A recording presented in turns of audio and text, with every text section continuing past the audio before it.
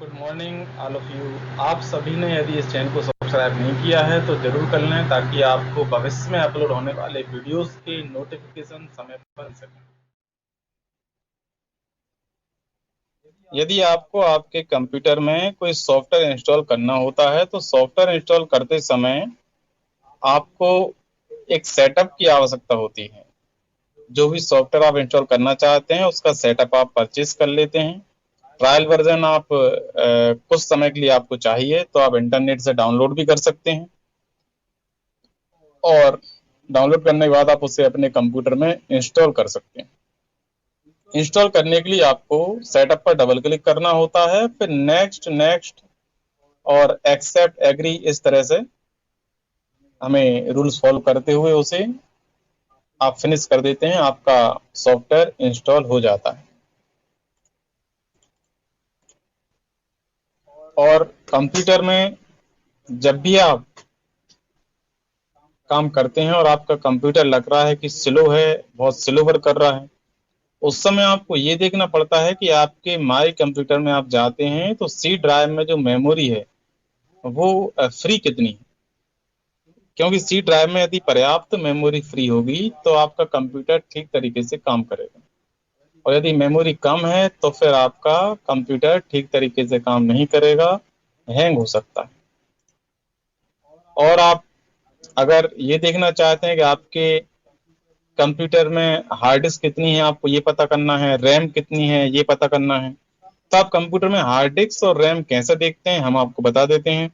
जब आप कोई कंप्यूटर परचेज करते हैं, परचेज करने के पहले आपको कंप्यूटर में हार्ड डिस्क, रैम ये सब चीजें देखना होती हैं।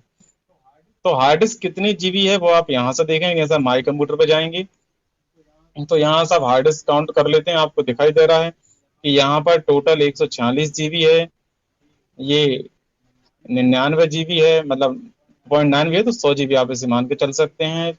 और फिर इधर देखो 48, 97, 146, 87, 84 इस तरह से यहाँ आप देख रहे हैं 341 है, 244। ये सबको आप जितनी भी ड्राइव हैं ये हार्ड डिस्क के पार्टीशन अपन जब फॉर्मेट करते समय करते हैं, वो पार्टीशन के अकॉर्डिंग यहाँ पर ड्राइव बन जाती है। तो आप जितनी ड्राइव चाहें उतनी ड्राइव बना सकते हैं। अब आपकी जितनी हार्ड डिस्क में कैपेसिटी होगी उसके अकॉर्डिंग यहाँ पर वो जो मेमोरी है वो डिवाइड हो जाएगी। तो यहाँ पर आप इस तरह से इसको देख सकते हैं। तो ये जैसे आपका 146 जीबी है, 48 जीबी, इन सबको आप जितने जीबी हैं आप इनको प्लस कर लेंगे तो आपको ये पता लग पाएगा कि टोटल कंप्यूटर में हार्ड डिस्क कितने जीबी है। तो इसमें आप जब सारा टोटल कर लेंगे तो 1500 जीबी के आसपास आ जाएगा। थोड़ा बहुत कम होता है, हार्ड डिस्क जितनी अपन लेते हैं फिक्स उतनी मेमोरी नहीं बताती। जैसे कभी आप मोबाइल मेमोरी कार्ड परचेस करते हैं तो मेमोरी कार्ड आप अगर आप 2 जीबी का भी लेंगे तो वो 2 जीबी या 4 जीबी जितने आपने लिया है वो फिक्स नहीं बताएगा, उससे कुछ कम रहता है। इसी प्रकार हार्ड डिस्क में भी ऐसा ही होगा। अगर आपके सिस्टम में 1.5 TB हार्ड डिस्क है तो 1.5 TB नहीं बताएगा, 2 TB है तो वो नहीं बताएगा। अब जैसे यहाँ पर 1500 जीबी है तो लेकिन वो उतना नहीं बताएगा, कुछ कम बताएगा। टोटल आप करेंगे तो आपको हार्ड डिस्क का पता लग जाया करेगा। इस तरह से हार्ड डिस्क का पता लगा सकते हैं कितने जीबी हार्ड डिस्क हो सकती है। अब रैम का पता कैसे करेंगे, तो रैम का पता करने के लिए आप कहीं भी यहाँ पे खाली जगह में राइट क्लिक कर देंगे और प्रॉपर्टीज पर क्लिक कर देंगे।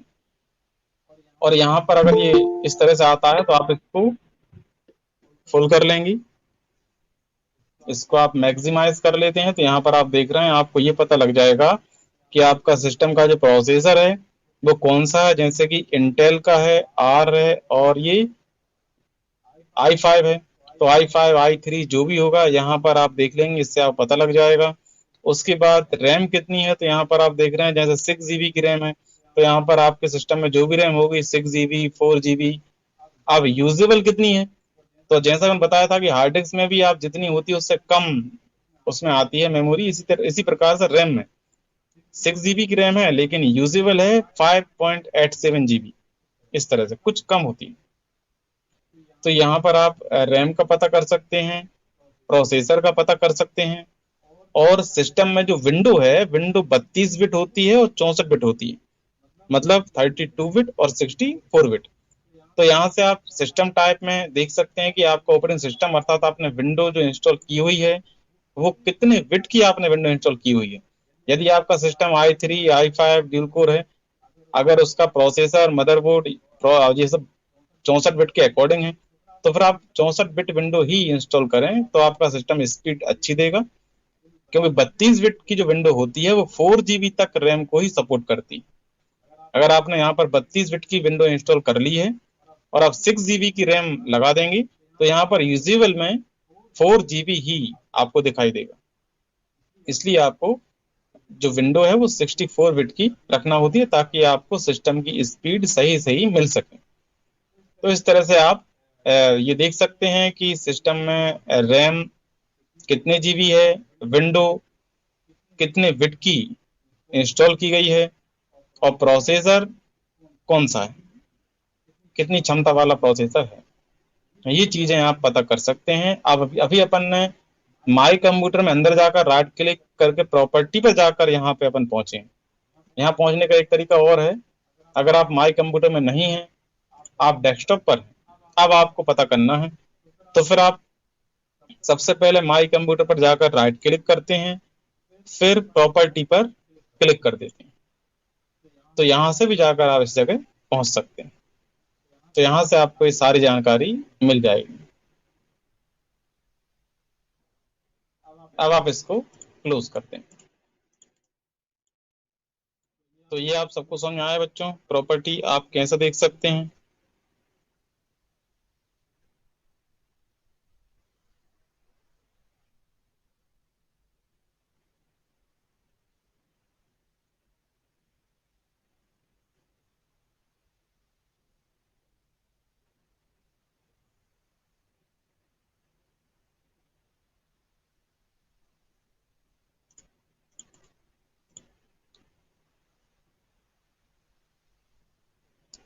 अपन अभी 2 मिनट के ब्रेक के बाद बेसिक क्लास स्टार्ट करेंगे। आज अपन बेसिक कंप्यूटर स्टार्टिंग से पढ़ेंगे। जिन बच्चों ने स्टार्टिंग से नहीं पढ़ा होगा वो आज स्टार्टिंग से समझ लेंगे।